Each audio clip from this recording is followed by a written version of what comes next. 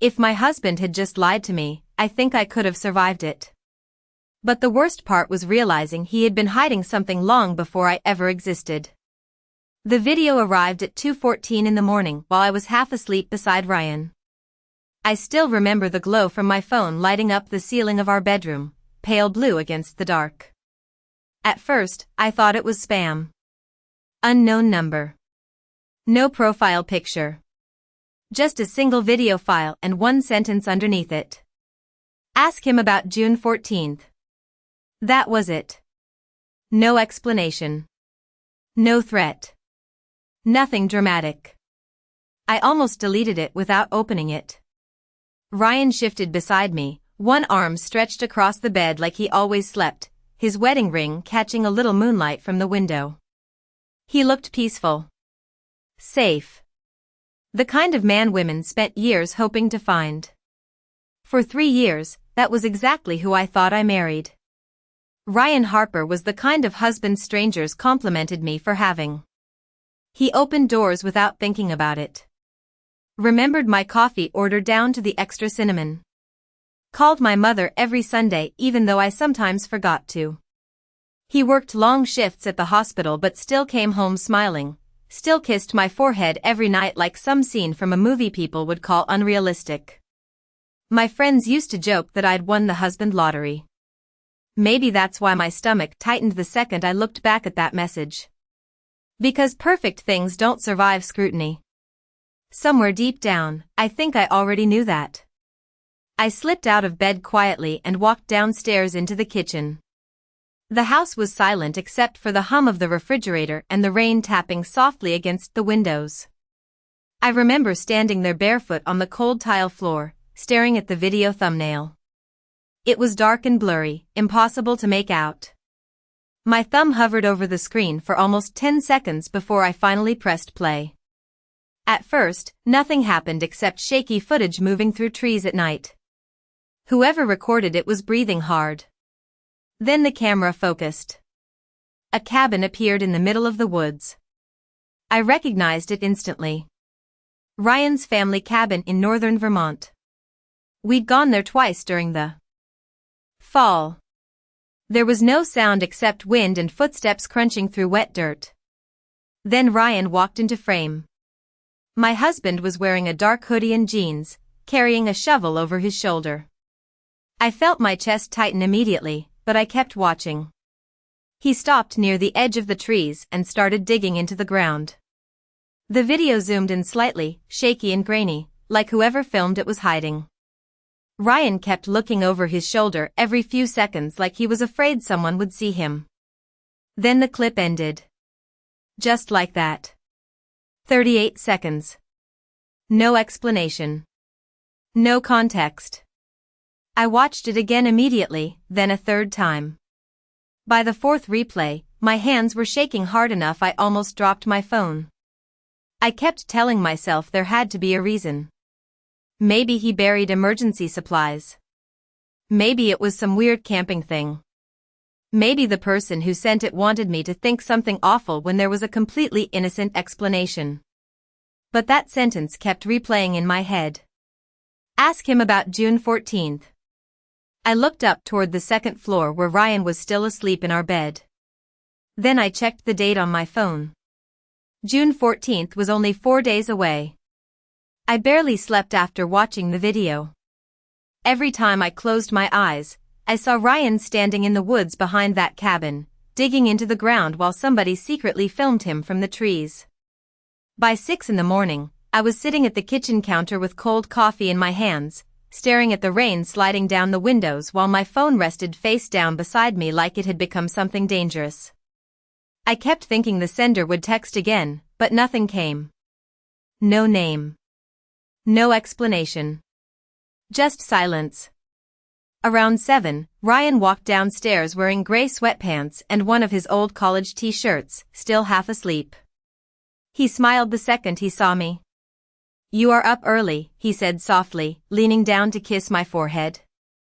His skin smelled like soap and laundry detergent. Familiar. Safe. I hated how normal it felt. "Could not sleep," I said. He opened the refrigerator and started making breakfast like he always did on his days off. Eggs, turkey bacon, sourdough toast. Completely ordinary things that somehow made the video feel impossible. I watched him move around the kitchen while my chest stayed tight. Every few seconds, my eyes drifted toward the shovel in the video, replaying over and over in my mind. Ryan noticed me staring. "Everything okay?" he asked. I almost asked him right there. I almost said, "Why were you digging behind the cabin in the middle of the night?" But the words never came out. Instead, I forced a smile and nodded. "Just tired." He studied my face for a second longer than usual before turning back to the stove. That should have reassured me. Instead, it made my stomach twist harder. Later that afternoon, Ryan left for the gym while I stayed home pretending to clean the house. The second his truck disappeared down the street, I grabbed my phone and opened the messages again. I still did not know why I was doing it. Curiosity maybe. Fear maybe. I typed one sentence. "Who are you?" 3 dots appeared almost immediately. Then vanished. Then appeared again. Finally, a reply came through. "Someone who made the mistake of trusting your husband." My pulse jumped so hard I could feel it in my throat. I stared at the message for nearly a minute before typing back. "What does June 14th mean?" No response came for several minutes. Then another message appeared. "You should ask Ryan where he was 3 years ago. Before you." A chill ran through me despite the warm air inside the house. 3 years ago was exactly when Ryan and I met. I started typing again, but another message came first. "Her name is Olivia." I froze. For a second, I genuinely thought maybe I knew the name already and had forgotten it. Ryan had dated people before me. Of course he had. But something about seeing her name written like that made my skin prickle. Like it mattered. Like I was supposed to recognize it. I searched through old photos on Ryan's social media accounts, scrolling farther back than I ever had before. Most of his older posts were gone, but eventually I found one picture from almost 4 years ago. Ryan standing outside a restaurant in Boston wearing a navy coat, smiling at the camera. A woman stood beside him, partially cropped out of frame. Blonde hair. White sweater. Only half her face visible. My breathing slowed the moment I saw the comments underneath. One comment simply read, "You two were perfect together." The account that posted it had been deleted. Another comment from someone else asked, "What happened to Olivia?" There was no reply. I felt something cold settle into my stomach then. Not panic yet. Not even fear. It was worse than that. It was the feeling of realizing there was an entire chapter of my husband's life that had been carefully erased before I ever arrived. That night, I tried convincing myself I was overreacting. People delete old photos after breakups all the time. Ex-girlfriends become strangers. Memories disappear. None of that meant Ryan was dangerous. None of that explained the video, but my brain kept reaching for normal explanations because the alternative felt too heavy to even look at directly. Ryan came home from the gym carrying takeout from my favorite Thai place like he could somehow sense I had been anxious all day. He smiled when he walked through the door and held up the bag. "Pad Thai with extra lime," he said proudly. "And yes, I remembered your spring rolls." I laughed automatically because that was what life with Ryan always felt like. Easy. Predictable. Warm. We ate dinner on the couch while some cooking competition played on television in the background. Ryan rested his hand on my knee while talking about a difficult patient from work, and for almost 20 minutes, I forgot about the messages completely. Then his phone buzzed on the coffee table. I only glanced at it for half a second, but my stomach immediately tightened. Ryan flipped the screen over before I could read the notification. It was so fast most people probably would not have noticed. But I did. He looked at me right after doing it too, almost casually, like he was checking whether I had seen. "Hospital stuff," he said. "Too quickly." I nodded slowly. "You usually leave your phone face up." His expression did not change, but something in the room shifted anyway. Tiny. Almost invisible. "You are analyzing my phone position now," he joked lightly. I forced a smile back, but neither of us laughed very hard. Later that night, while Ryan showered upstairs, my phone vibrated again. Unknown number. My heartbeat immediately jumped. There was another video. This one was longer. Nearly 2 minutes. My hands were already trembling before I pressed play. The footage started inside a car at night. Rain covered the windshield while somebody filmed through the passenger side window. Across the parking lot, Ryan stood outside a small roadside motel talking to a woman with blonde hair. Olivia. Even from a distance, I somehow knew it was her. Ryan looked younger in the video, maybe 4 or 5 years younger, but still unmistakably him. Same posture. Same calm expression. Olivia appeared upset about something. Her arms crossed tightly while Ryan spoke to her in that soft, patient tone he used whenever I was stressed. The kind of voice that always made me feel safe. Then the audio became clearer for a few seconds as the person filming lowered the window slightly. "You are scaring me," Olivia said quietly. Ryan stepped closer immediately, shaking his head. "Olivia, listen to me. You are confused right now." The way he said it made my chest tighten. Not because he sounded angry. Because he sounded controlled. Perfectly controlled. Olivia looked down at the ground like she doubted herself. Ryan touched her arm gently. "You know I would never hurt you." The clip cut off there. I stared at my screen long after the video ended. That sentence echoed inside my head in a way I could not explain. "You know I would never hurt you." I had heard Ryan say almost the exact same thing to me once after I accused him of hiding stress from work. Same calm voice.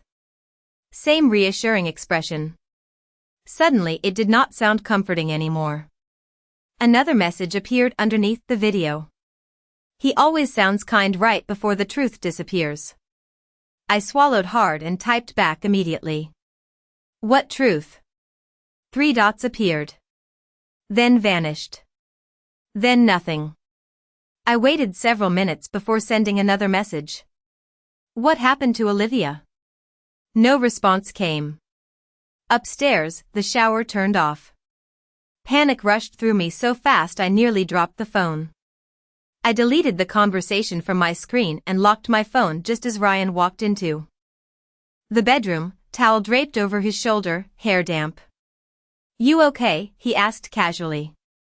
I looked up at him standing there under the warm bedroom light, looking exactly like the man I married. But for the first time since I met him, I realized I had absolutely no idea who I was looking at. The next few days felt strangely normal, and somehow that made everything worse. Ryan still kissed me goodbye every morning before work. Still texted me during lunch asking if I had eaten.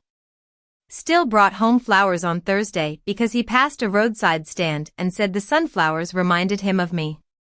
If someone had filmed our life from the outside, they would have seen the kind of marriage people envy. But once doubt enters a relationship, it changes the shape of every ordinary moment. Suddenly, I noticed things I had ignored before. Ryan started asking more questions than usual. Not suspicious enough to sound alarming. Just small things. "Who were you texting?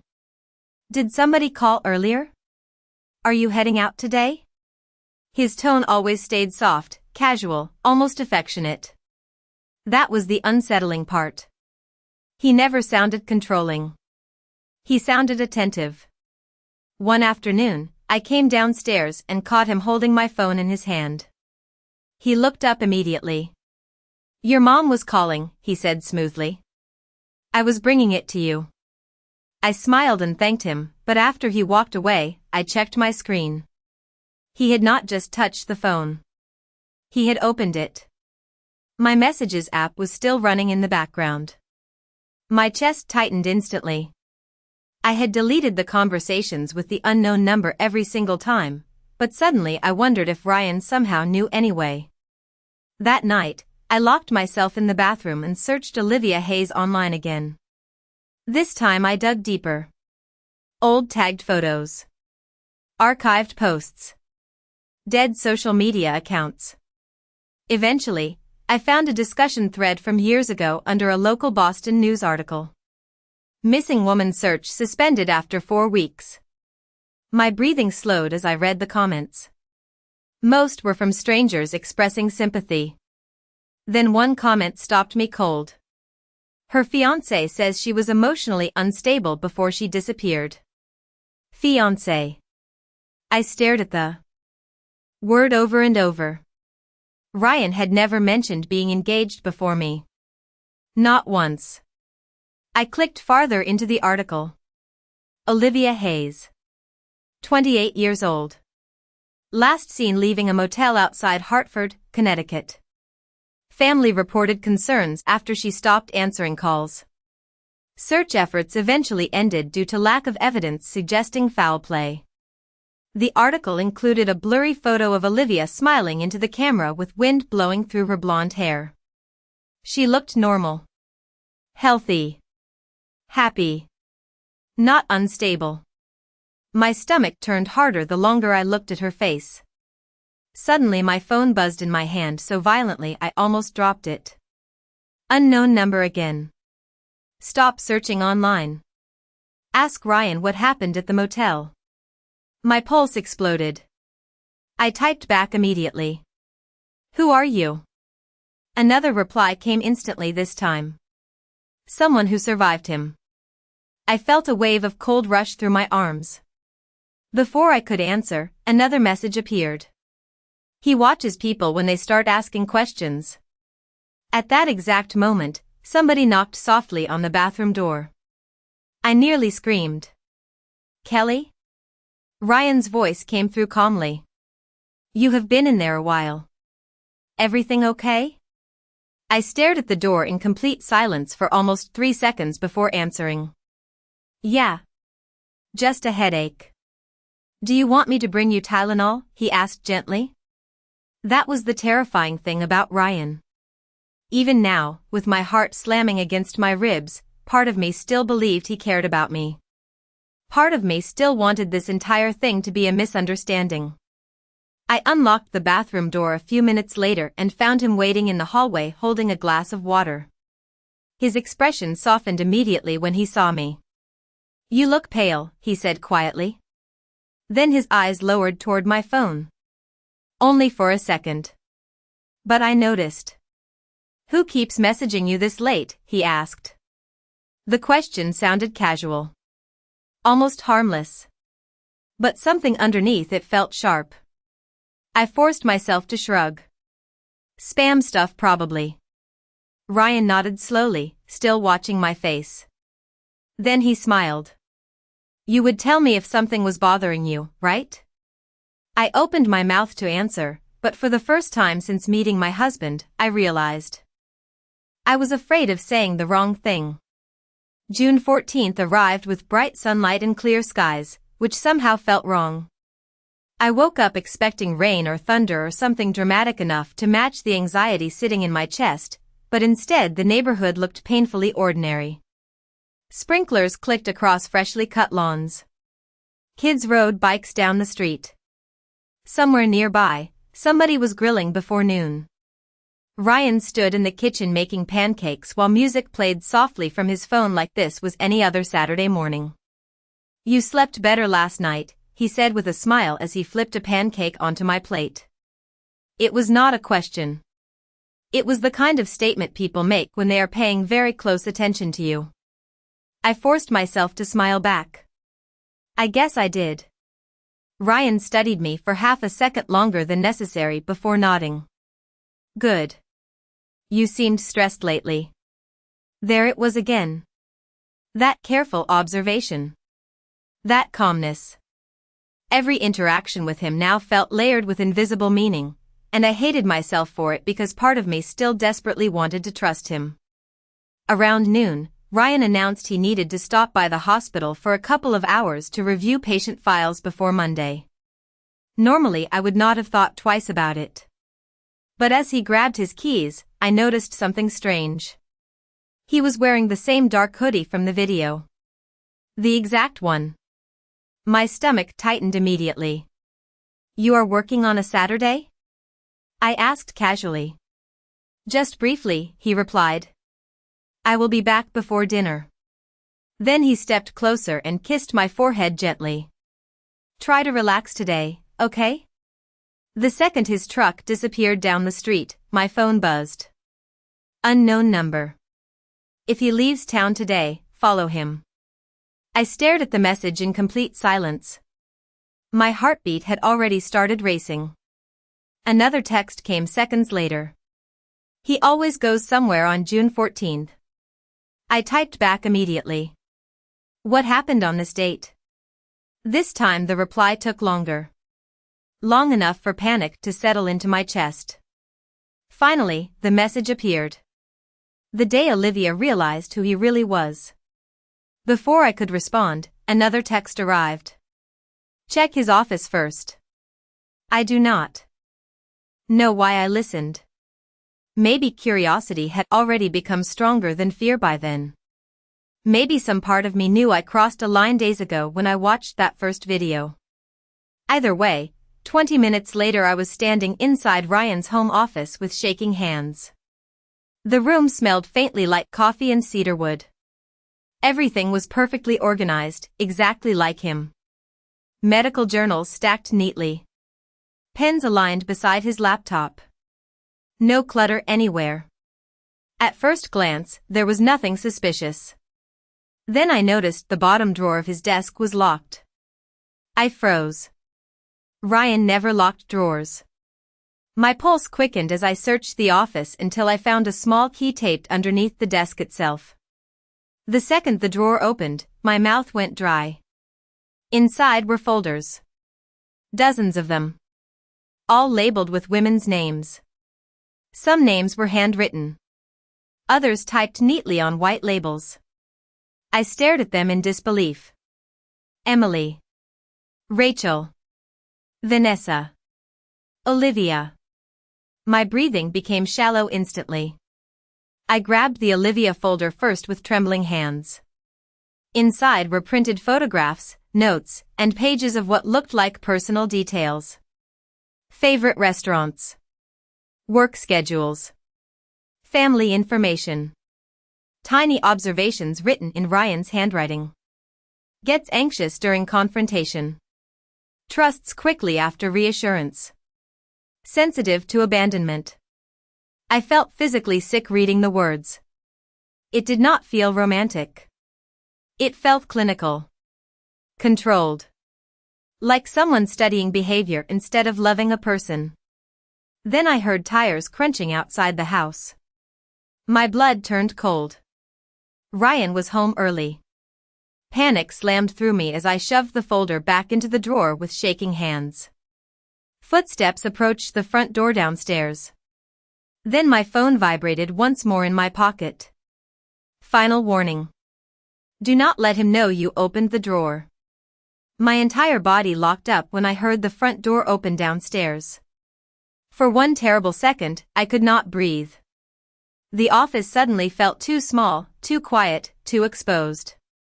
I shoved the folders back into the drawer as carefully as I could, my hands trembling so badly I nearly dropped the key onto the hardwood floor. Downstairs, Ryan called my name casually. Kelly? His voice sounded warm. Normal. That somehow made the fear worse. I slid the drawer shut, locked it, and pressed the key back underneath the desk exactly where I found it. Then I forced myself to walk out of the office before he reached the stairs. Up here, I called, trying to keep my voice steady. Ryan appeared at the bottom of the staircase carrying a brown paper bag from a bakery downtown. He smiled when he saw me. They had your favorite lemon pastries, he said. My stomach twisted so hard I thought I might actually get sick. I stared at him standing there smiling at me while those folders replayed in my head. The names. The notes. The handwriting. Trusts quickly after reassurance. Sensitive to abandonment.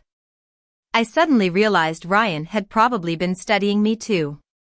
You came back fast, I said carefully as I walked downstairs. Meeting got cancelled. His eyes stayed on me the entire time. Not aggressively. Calmly. Observantly. Like he was waiting for something. What were you doing upstairs? He asked. I shrugged casually. Laundry. He nodded once, but the silence afterwards stretched slightly too long. Then his smile returned. You seem nervous lately. The sentence landed softly, but I felt it hit my chest like a warning. That evening, Ryan suggested we drive out to the lake for dinner. Normally, I would have loved the idea. The restaurant overlooked the water, and sunsets there always looked unreal during summer. But after what I found in the office, every minute alone with him now felt different. During the drive, Ryan rested one hand on the steering wheel while old jazz music played quietly through the speakers. The sunlight coming through the windshield made him look exactly like the man I fell in love with. Calm. Handsome. Gentle. It became almost impossible to connect that version of him with the folders hidden upstairs. Halfway to the restaurant, Ryan glanced at me briefly. Do you ever feel like people can convince themselves of things that are not real? He asked suddenly. My pulse jumped immediately. What do you mean? He shrugged lightly. At the hospital sometimes patients become paranoid. They start inventing patterns that do not exist. Once fear starts growing, people can make innocent things seem dangerous. I stared out the passenger window, trying not to react. That sounds exhausting. It is, he said quietly. Especially when somebody refuses to trust the person trying to help them.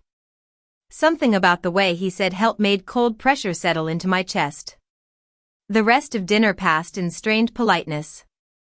Ryan acted perfectly normal, but I could not stop noticing small things. The way he watched my expression when I checked my phone. The way his smile faded whenever I seemed distracted. The way his questions always circled back to whether something was bothering me. By the time we got home, my nerves felt completely shredded.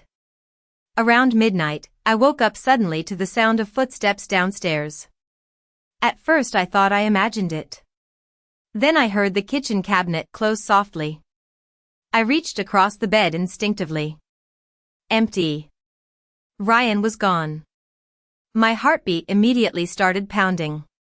Slowly, I climbed out of bed and stepped into the hallway. The entire house was dark except for faint light glowing from downstairs. I moved quietly toward the staircase until I could see into the kitchen below. Ryan stood at the counter wearing sweatpants and a dark t-shirt, typing something on his phone. His expression looked completely different from the one he wore around me. No warmth.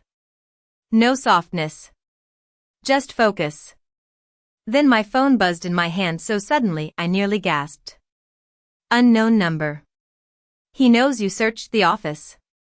Before I could even process the message, Ryan slowly lifted his head downstairs and looked directly toward the top of the staircase like he already knew I was standing there.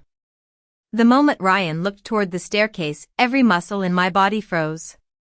I stood completely still in the darkness, barely breathing, my phone clenched so tightly in my hand it hurt. Downstairs, the kitchen light cast soft shadows across his face, making him look unfamiliar somehow. Colder. Sharper. For a few endless seconds, neither of us moved.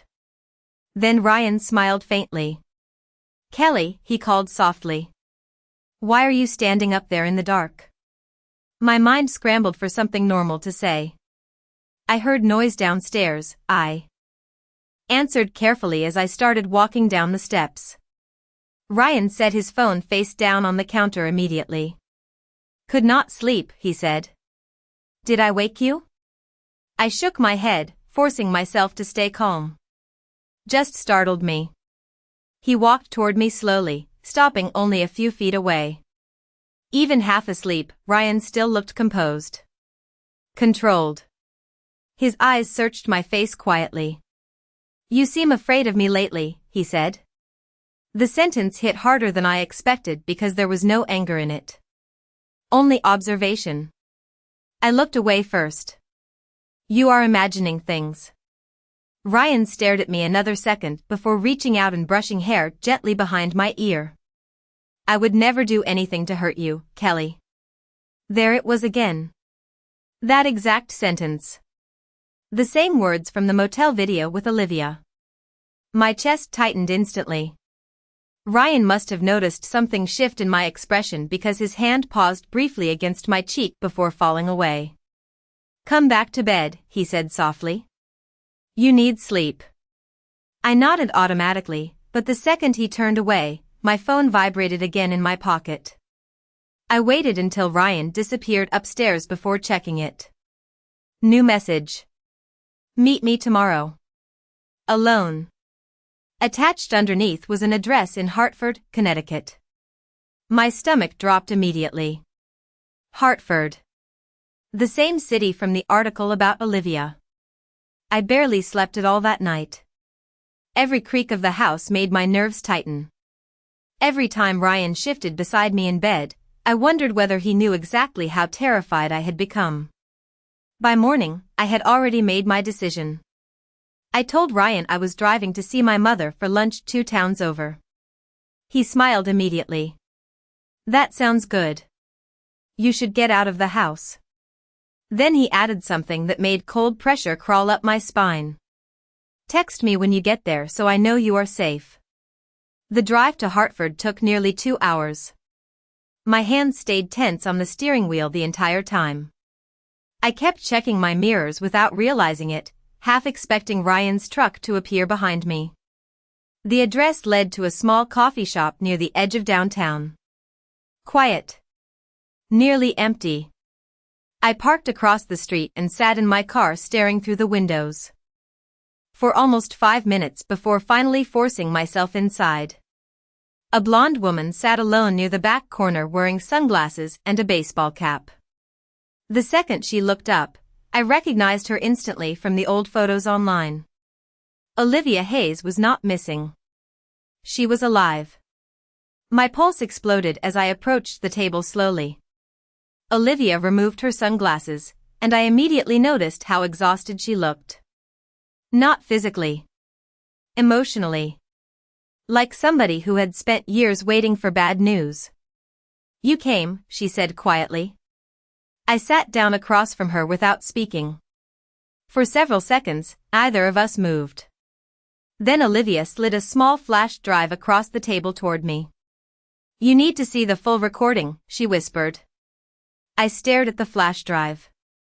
"Why are you doing this?" Olivia's expression darkened slightly. "Because I was exactly where you are now." My throat tightened. "Ryan said you were unstable." Olivia actually laughed at that, but there was no humor in it. "Of course he did." Then her eyes locked onto mine. "Ryan does not ruin lives by screaming or threatening people. He does it slowly. Carefully. He learns exactly who you are first." A cold chill spread through my arms. Olivia leaned closer across the table, lowering her voice even more. "Kelly, listen to me very carefully.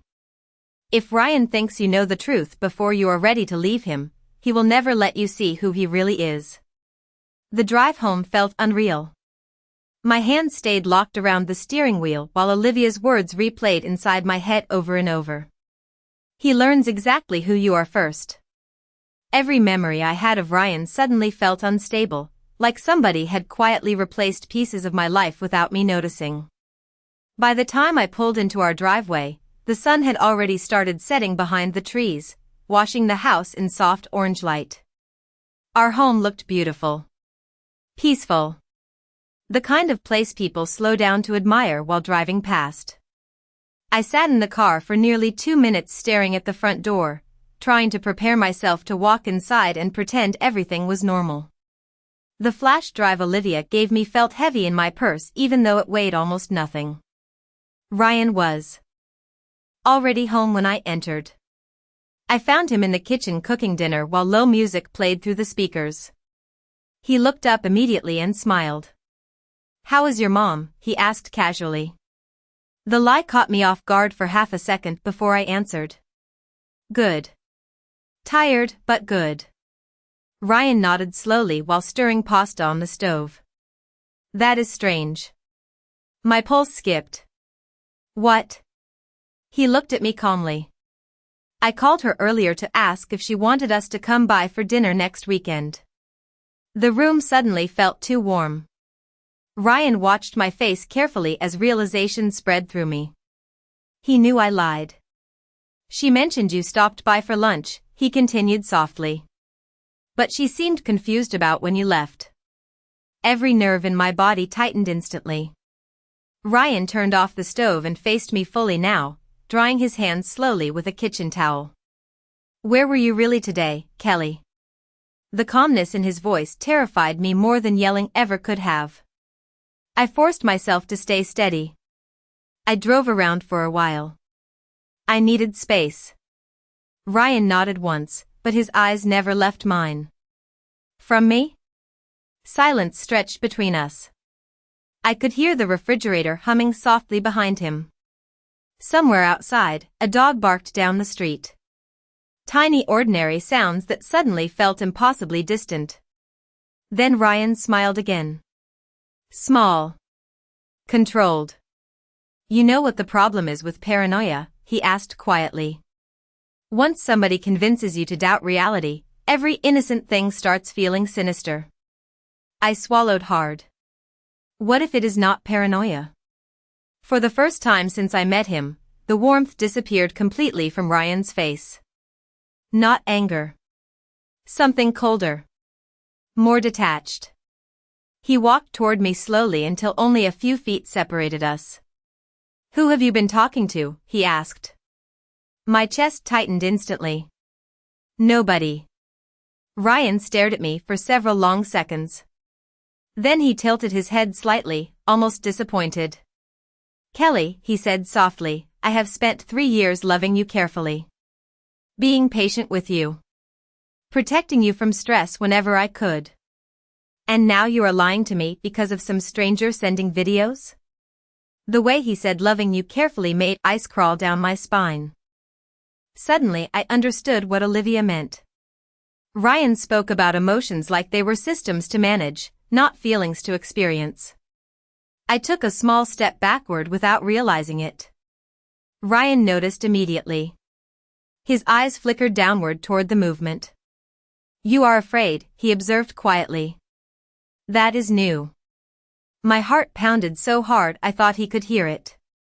"Ryan, what happened to Olivia?" The question hung in the air between us. Completely still. Ryan did not react right away. He simply looked at me in silence. Then something shifted behind his eyes. Not panic. Not guilt. Acceptance. Like he finally understood there was no point pretending anymore. "Olivia became obsessed with stories that were not real," he said calmly. "She wanted me to become the villain because it gave meaning to her own instability." "She is alive," I whispered. That finally made him pause. Just briefly. But I saw it. Ryan exhaled slowly and looked away for the first time all evening. "So you met her?" His voice sounded almost tired now. Then he looked back at me with an expression I had never seen before. Empty. "Tell me exactly what she said about me." I wish I could say I confronted Ryan bravely after that.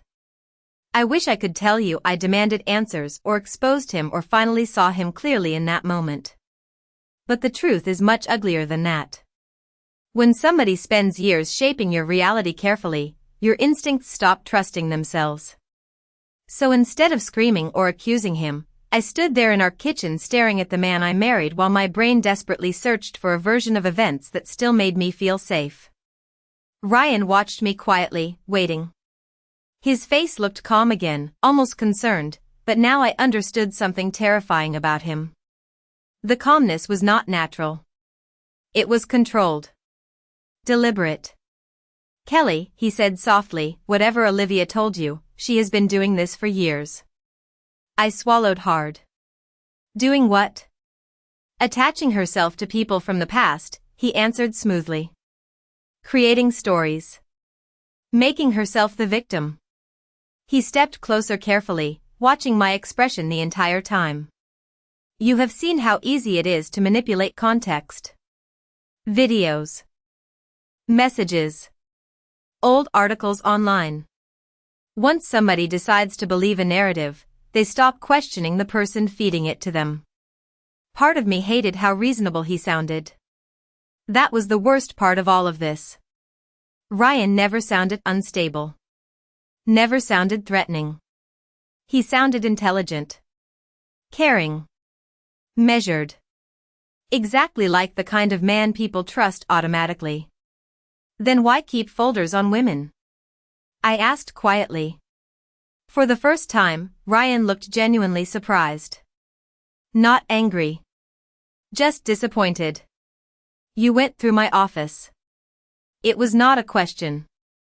I felt my pulse spike instantly. Ryan exhaled slowly and rubbed one hand across his jaw like he was exhausted. "The folders are patient behavior studies," he said calmly. "You know I consult on psychological trauma cases. Olivia was in one." His eyes locked onto mine immediately. "No," he said quietly. "Olivia became obsessed with me after I tried helping her." Silence filled the kitchen again. I wanted to believe him so badly it physically hurt. Because if Ryan was telling the truth, then I was destroying my marriage over paranoia. But deep down, something inside me already knew the problem was not the videos or the folders or Olivia. It was the feeling I got every time Ryan spoke now. Like every sentence had been rehearsed long before I ever asked the question. That night, I waited until Ryan finally fell asleep beside me. Then I got out of bed silently, grabbed my purse, and left the house with nothing except my phone, wallet, and the flash drive Olivia gave me. My hands shook the entire drive to a motel 40 minutes away. I barely slept there either. Around 3 in the morning, I finally opened the files from the flash drive on my laptop. There were dozens of recordings. Audio clips. Screenshots. Messages. Journal entries from Olivia spanning nearly 2 years.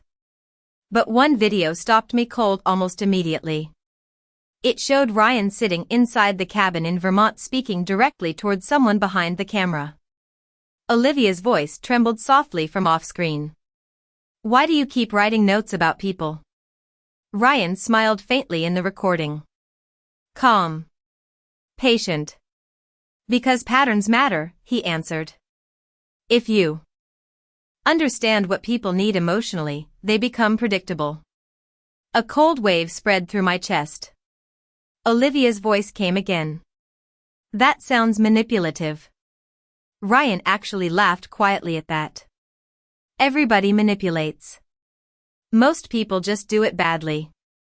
The video ended seconds later, but I sat frozen in the motel room staring at the black screen long afterward. Suddenly every moment of my marriage rearranged itself differently in my head. Every comforting word. Every thoughtful gesture. Every perfectly timed apology. I finally understood why Ryan frightened me so deeply. It was not because he yelled or threatened or lost control. It was because he never did. 3 days later, I filed for divorce without telling him where I was staying. Ryan never called repeatedly.